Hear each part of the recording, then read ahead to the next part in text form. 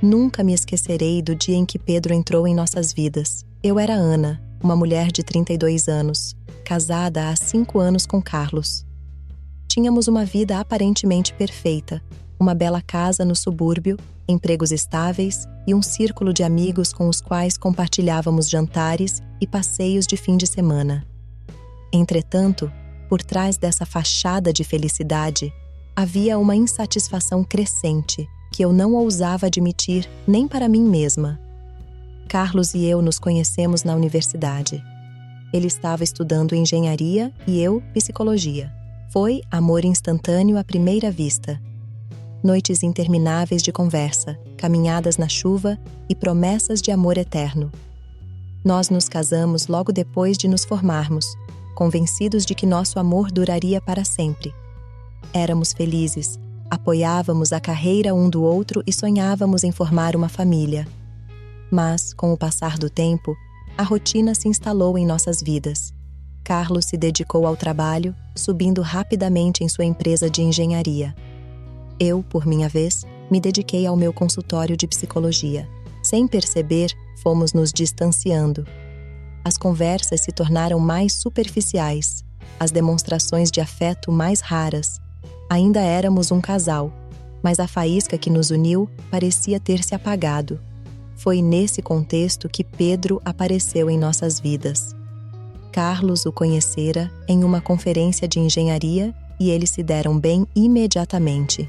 Ele é um cara brilhante, disse-me Carlos na noite em que me contou sobre ele pela primeira vez. Você deveria conhecê-lo, acho que você vai gostar dele. Lembro-me perfeitamente do dia em que Pedro chegou em casa para jantar. Era uma sexta-feira no início do verão. Eu havia passado a tarde preparando o jantar. Lasanha, a especialidade da casa, e um tiramisu caseiro para a sobremesa. Eu queria causar uma boa impressão no amigo de Carlos, embora não entendesse muito bem por que me importava tanto. Quando a campainha tocou, senti um nervosismo inexplicável. Carlos foi abrir a porta e eu fiquei na cozinha, dando os últimos retoques na salada.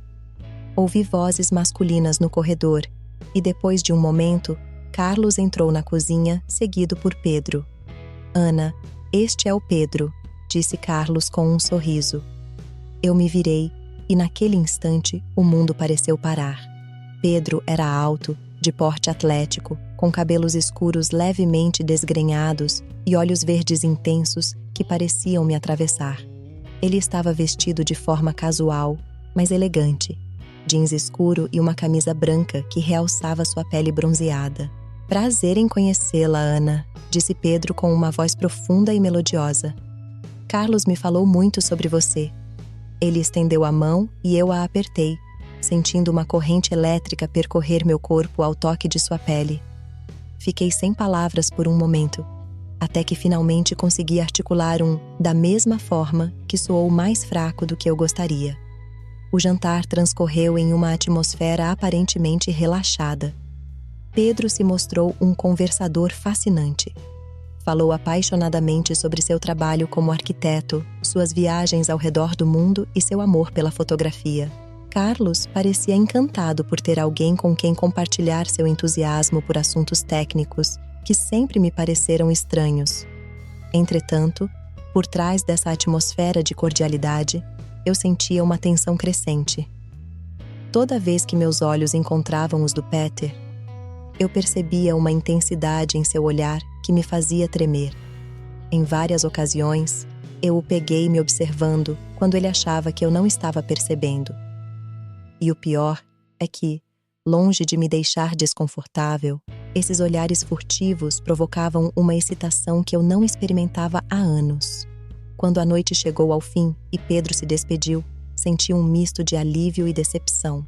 Por um lado, sua presença havia me enervado de uma forma que eu não conseguia entender. Por outro lado, parte de mim desejava que a noite nunca terminasse. O que você achou dele? Perguntou-me Carlos ao levantarmos a mesa. Ele parece ser um cara interessante, respondi, tentando parecer neutro. E é. E ele também é um ótimo profissional. Estamos pensando em colaborar em alguns projetos. Assenti com a cabeça, sem conseguir tirar de minha mente a imagem dos olhos verdes de Pedro. Os dias seguintes transcorreram normalmente, mas eu não conseguia me livrar da inquietação que a visita de Pedro havia despertado em mim. Eu me pegava pensando nele nos momentos mais inesperados, enquanto atendia meus pacientes, enquanto fazia compras, até mesmo na intimidade com Carlos. Uma semana depois daquele jantar, recebi uma mensagem de um número desconhecido em meu telefone. Era o Pedro. Olá, Ana. Espero que não se importe que eu escreva para você. Pedi ao Carlos seu número para o caso de eu precisar entrar em contato com você. Como você está? Senti meu coração disparar. Por que o Pedro estava escrevendo para mim e por que eu estava tão animada para receber sua mensagem? Hesitei por alguns minutos antes de responder, tentando encontrar o tom certo. Olá, Pedro. Não me importo. Está tudo bem aqui. E você? Assim começou uma troca de mensagens que se tornou cada vez mais frequente. No início, eram conversas inocentes. Pedro me perguntava sobre meu trabalho, recomendava livros ou filmes, contava anedotas sobre seus projetos, mas, pouco a pouco, quase sem perceber, nossas conversas se tornaram mais pessoais. Pedro era atencioso, compreensivo, genuinamente interessado no que eu tinha a dizer. Ele me fez perguntas sobre meus sonhos, meus medos, meus anseios, e eu, que há muito tempo me sentia invisível em meu próprio casamento, comecei a me abrir com ele de uma forma que não fazia com ninguém há muito tempo. Certa noite, enquanto Carlos dormia ao meu lado, eu me peguei chorando silenciosamente ao dizer a Peter, por mensagem de texto, que às vezes me sentia sozinha. Sua resposta foi imediata e reconfortante. Ana, você é uma mulher extraordinária. Você merece ser valorizada e amada por quem você é. Não se contente com menos. Não se contente com menos. Essas palavras acenderam algo dentro de mim, uma centelha de desejo, de anseio por algo mais. Algo que eu não conseguia mais encontrar em meu casamento com Carlos. As semanas seguintes foram uma montanha-russa de emoções. Por um lado, eu me sentia culpada por manter essa conexão secreta com Pedro. Por outro lado, não podia negar o entusiasmo que sentia toda vez que recebia uma de suas mensagens. Era como se eu voltasse a ser uma adolescente, com borboletas no estômago e o coração acelerado. Carlos, alheio a tudo isso, ainda estava imerso em seu trabalho. Ele passava cada vez mais tempo no escritório ou em viagens de negócios. Quando estava em casa, mal nos falávamos além do que era necessário para manter a casa funcionando. Nossa vida sexual havia se tornado mecânica e pouco frequente. Eu dizia a mim mesma que isso era normal, que todos os casamentos passam por fases como essa. Mas no fundo, eu sabia que algo havia se rompido entre nós. Foi em uma das viagens de negócios de Carlos que tudo mudou. Pedro me escreveu em uma tarde de sexta-feira. Você tem planos para amanhã? Está um dia perfeito para ir à praia. Podemos sair por algumas horas se você quiser. Meu coração disparou ao ler a mensagem. Eu sabia que deveria dizer não, que isso era perigoso, que era errado. Mas uma parte de mim, uma parte que estava adormecida há muito tempo, estava gritando para que eu dissesse sim. Claro, eu adoraria, respondi antes que pudesse me arrepender. Naquela noite, mal consegui dormir. Eu estava dividida entre a emoção e o remorso. O que eu estava fazendo? Como pude trair Carlos daquela maneira? Mas toda vez que pensava em cancelar o plano, eu me lembrava da maneira como Pedro me olhava, como ele me fazia sentir valorizada e desejada. E isso era mais forte do que qualquer sentimento de culpa. O sábado amanheceu ensolarado e quente, como se o universo estivesse conspirando para que nosso encontro fosse perfeito. Vesti-me com cuidado. Um vestido leve de verão, um chapéu de palha e sandálias. Passei uma maquiagem leve e borrifei meu perfume favorito. Quando me olhei no espelho, não pude deixar de pensar que fazia muito tempo que eu não me vestia daquela maneira para o Carlos. Pedro me buscou em seu carro às 10 da manhã. Vê-lo ao volante, usando óculos escuros e um sorriso deslumbrante, fez meu coração disparar. Você está linda, disse ele ao me acomodar no banco do passageiro. A viagem até a praia foi curta, mas intensa. Conversamos, rimos, cantamos músicas no rádio. Era como se tivéssemos nos conhecido a vida inteira. A culpa que eu havia sentido na noite anterior começou a se dissipar, substituída por uma sensação de liberdade e entusiasmo que eu não sentia há anos.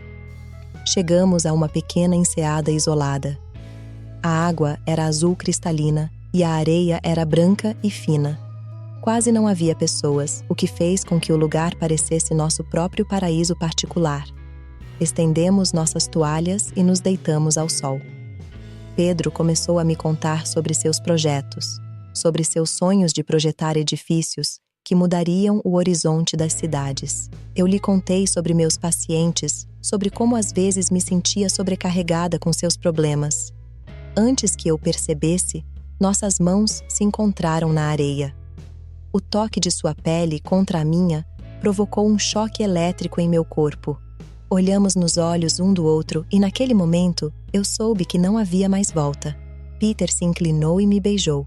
No início foi um beijo suave, quase tímido, mas logo se tornou mais intenso, mais apaixonado. Minhas mãos se enroscaram em seu cabelo enquanto ele me puxava para si. Nós nos beijamos pelo que pareceu uma eternidade. Quando finalmente nos separamos, estávamos ambos sem fôlego. Ana, sussurrou Peter, sua voz rouca de desejo. Não foram necessárias mais palavras. Nós nos levantamos e, de mãos dadas, caminhamos em direção a uma área mais isolada da praia, protegida por algumas pedras. Lá, longe de olhares curiosos, nós nos entregamos um ao outro com uma paixão que eu achava ter esquecido. Fazer amor com Pedro foi uma experiência intensa e libertadora. Cada carícia, cada beijo, cada suspiro parecia despertar partes de mim que estavam adormecidas há anos. Eu me senti desejada, valorizada, viva de uma forma que não experimentava há muito tempo. Quando acabou, ficamos deitados um nos braços do outro na areia, ouvindo o som das ondas e nossas respirações entrelaçadas. Parte de mim queria ficar assim para sempre, esquecer o mundo exterior e viver aquele momento perfeito. Mas a realidade logo me atingiu. Enquanto dirigíamos de volta para a cidade no carro do Pedro, a culpa começou a tomar conta de mim. O que eu tinha feito? Como eu poderia olhar o Carlos nos olhos depois disso? Pedro deve ter percebido minha mudança de humor, pois pegou minha mão e disse suavemente: Ana, não se torture. O que aconteceu hoje foi lindo. Não deixe que o remorso estrague tudo. Assenti fracamente com a cabeça, mas por dentro eu sabia que nada voltaria a ser como antes. Os dias seguintes foram um turbilhão de emoções conflitantes. Por um lado, eu não conseguia parar de pensar em Peter, em seus beijos, em suas carícias. Eu me pegava sorrindo ao me lembrar de nosso tempo na praia. Mas, por outro lado, a culpa me atormentava. Toda vez que eu falava com Carlos ao telefone, toda vez que via sua foto em casa, sentia como se meu coração estivesse sendo apunhalado. Pedro continuava me escrevendo, com suas mensagens cheias de palavras de amor e desejo. Eu respondia de forma ambígua, dividida entre o desejo de vê-lo novamente e o medo das consequências de minhas ações. Quando Carlos voltou de sua viagem, fiz o possível para agir normalmente. Fiz seu jantar favorito, perguntei sobre seu trabalho e até tentei ser mais carinhosa do que o normal. Mas toda vez que ele me tocava, toda vez que me beijava, eu não conseguia deixar de compará-lo ao Pedro. E essa comparação sempre deixava Carlos em desvantagem. As semanas seguintes foram um inferno de indecisões. Pedro insistiu para que nos encontrássemos novamente, para que dessemos uma chance ao nosso relacionamento. Carlos, alheio a tudo, continuou com sua rotina habitual, distante, mas carinhoso à sua maneira. E eu estava dividida entre a lealdade ao meu casamento e o desejo de viver a paixão que havia redescoberto com Pedro. Houve momentos em que estive a ponto de confessar tudo a Carlos. Cheguei a escrever uma carta explicando o que havia acontecido, mas nunca tive coragem de entregá-la a ele. Em outras ocasiões, eu fantasiava em deixar tudo para trás e fugir com Pedro, mas algo sempre me impedia: medo, culpa, hábito. Minha vida se tornou uma montanha-russa de emoções. Havia dias em que eu estava convencida de que a melhor coisa a fazer era esquecer o Pedro e me dedicar à reconstrução do meu casamento. Em outros dias, eu estava determinada a desistir de tudo por ele. E em meio a tudo isso, meu trabalho como psicóloga foi prejudicado. Eu achava cada vez mais difícil me concentrar nos problemas dos meus pacientes quando os meus próprios estavam transbordando. Minha história ainda não acabou. Por favor, considere a possibilidade de se inscrever no canal. Obrigado. Voltemos à história. Certa noite, enquanto jantava com Carlos em silêncio, percebi que não podia continuar assim. Eu precisava tomar uma decisão para o bem ou para o mal. Não era justo com Carlos viver uma mentira. Nem era justo com Pedro alimentar esperanças que talvez não pudesse realizar. E, acima de tudo, não era justo comigo mesmo viver nessa agonia constante. Decidi que precisava de um tempo para pensar, para limpar minha cabeça, longe da influência de Carlos e Pedro. Disse a Carlos que precisava de alguns dias para mim, que estava estressada com o trabalho e que queria ir para a casa dos meus pais no litoral para relaxar. Ele não se opôs, até pareceu aliviado por ter alguns dias só para ele. Enviei uma mensagem ao Peter explicando que eu precisava de espaço e que ele não deveria entrar em contato comigo por um tempo. Sua resposta foi simpática, embora eu pudesse ver o desapontamento nas entrelinhas. Foi assim que me vi sozinha na casa de praia dos meus pais, de frente para o mar que havia testemunhado minha infidelidade semanas antes. Os primeiros dias foram difíceis. Eu me sentia perdido, confuso, atormentado pela culpa e pelo desejo. Passei horas caminhando pela praia, revivendo em minha mente os momentos com Pedro, lembrando os bons momentos com Carlos, tentando entender como havia chegado a essa situação. Em uma tarde, sentado na areia observando o pôr do sol, tive uma epifania. Percebi que meu dilema não era realmente entre Carlos e Pedro. Era entre a mulher que eu havia sido e a mulher que eu havia me tornado. Entre a segurança do conhecido e o risco do novo. Entre o conformismo e a ousadia de buscar a felicidade. Percebi que meu casamento com Carlos havia morrido muito antes de Pedro entrar em cena. Tínhamos nos tornado colegas de apartamento em vez de um casal. E, embora Pedro tivesse despertado em mim paixões que eu achava ter esquecido, ele também não era a solução para todos os meus problemas. Naquela noite, pela primeira vez em semanas, dormi profundamente. Quando acordei na manhã seguinte, minha decisão estava clara. Fui para casa decidido a falar com Carlos. Eu sabia que a conversa que tínhamos pela frente seria dolorosa, mas também necessária. Quando cheguei, encontrei-o no jardim, regando as plantas. Quando me viu, ele sorriu, mas seu sorriso desapareceu quando viu minha expressão séria. Precisamos conversar, eu disse. Sentamos na varanda e nas horas seguintes abri meu coração. Contei a ela sobre minha solidão, sobre como nos afastamos ao longo dos anos. Contei a ele sobre o Pedro, sobre a aventura na praia, sobre como aquilo tinha sido um sintoma de algo que já estava quebrado entre nós. Carlos me ouviu em silêncio. Seu rosto era uma máscara de dor e surpresa. Quando terminei, esperei sua reação com o coração em punho. Eu não sei o que dizer. Ele finalmente disse. Parte de mim quer odiá-lo pelo que você fez, mas outra parte entende por que você fez isso. Acho que no fundo, eu também sabia que algo não estava certo entre nós. Conversamos por horas. Choramos, nos abraçamos, gritamos um com o outro. Foi doloroso, mas também catártico. No final, chegamos à conclusão de que era melhor nos separarmos. Nosso casamento havia chegado ao fim e, embora fosse doloroso admitir isso, era a coisa mais honesta a fazer para nós dois. Os dias seguintes foram um turbilhão de emoções e decisões práticas. Tivemos que contar às nossas famílias e amigos, dividir nossos pertences, decidir o que faríamos com a casa. Foi emocionalmente desgastante, mas também libertador.